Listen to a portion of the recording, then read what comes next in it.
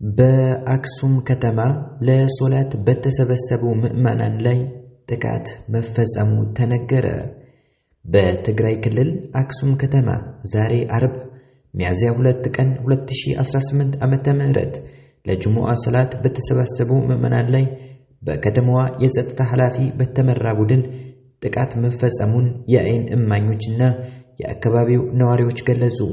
በደረሰው ጥቃት በርካታ ሰዎች የአካል ጉዳት የደረሰባቸው ሲሆን በሃይማኖታዊ ቁሳቁሶች ላይም ውድመት መድረሱ ተሰምቷል።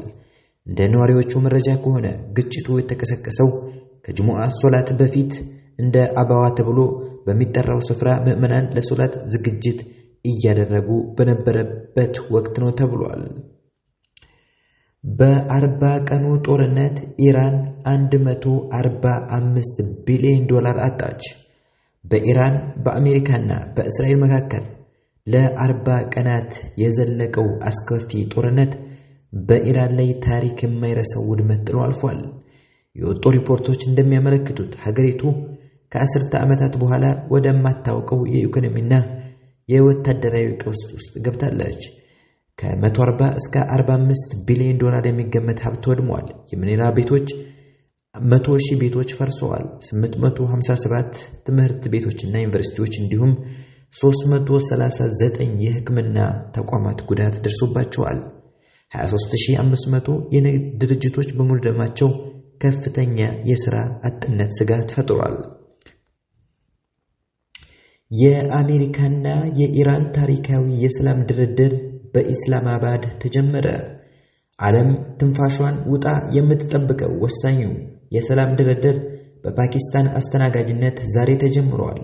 ይህ ድርድር ከመካከለኛው ምስራቅ ባለፈ ለዓለም አቀፉ የኢኮኖሚና የጸጥታ ሁኔታ ጉልህ ድርሻ ያለው ነው።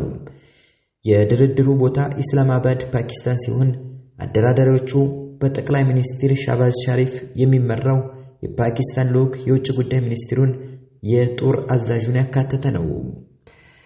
ዋና መደራደሪያዎቹ ነጥቦች እንግዲህ የአሜሪካ ጥያቄዎችና የኢራን ጥያቄዎች፣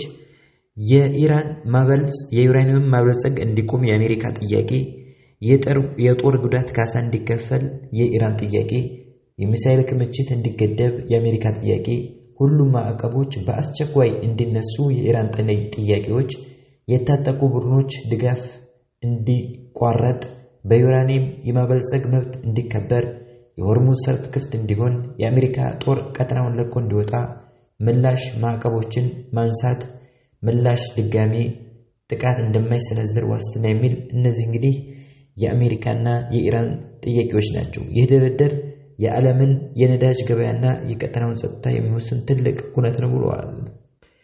ፕሬዝዳንት ትራምፕ ለኢራን መሪዎች እጅግ አስደንጋጭ ማስጠንቀቂያ ሰጡ። ኢራን በእጇ የቀራት ምንም አይነት ካርድ የለም፣ በአሁኑ ሰዓት በሕይወት ያሉበት ብቸኛው ምክንያት ለድርድር ብቻ ነው ሲሉ ገልጸዋል። በአሜሪካና በኢራን መካከል ያለው ውጥረት እጅግ አደገኛ ደረጃ ላይ መድረሱን የሚያመለክት መግለጫ ዛሬ ወጥቷል።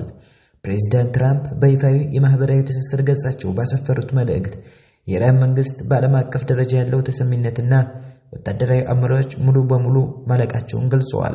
እንደ ፕሬዝዳንቱ አገላለጽ የኢራን ባለስልጣናት በአሁኑ ሰዓት በስልጣን ላይ እንዲቆዩ የተደረገበት ብቸኛው ምክንያት አሜሪካ ለዲፕሎማሲያዊ ንግግር በሰጠችው ዕድል እንጂ ሌላ አቅም ኑሯቸው አይደለም። አክለውም በኢራን በዓለም አቀፍ የውሃ መስመሮች ላይ የምታደርገውን አጭር ጊዜ ማስፈራራት ድርጊት ውጭ ምንም አይነት የድርድር አቅም እንደሌለ ተነግሯል። የማስጠንቀቂያ የወጣው የአሜሪካ የጦር መርከቦች ዘመናዊ የጦር መሳሪያዎችን ጭነው ወደ ቀጠናው እየቀኑ ባሉበትና በሁለት ሀገራት መካከል የታቀደው ድርድር ዋዜማ ላይ ነው ተብሏል።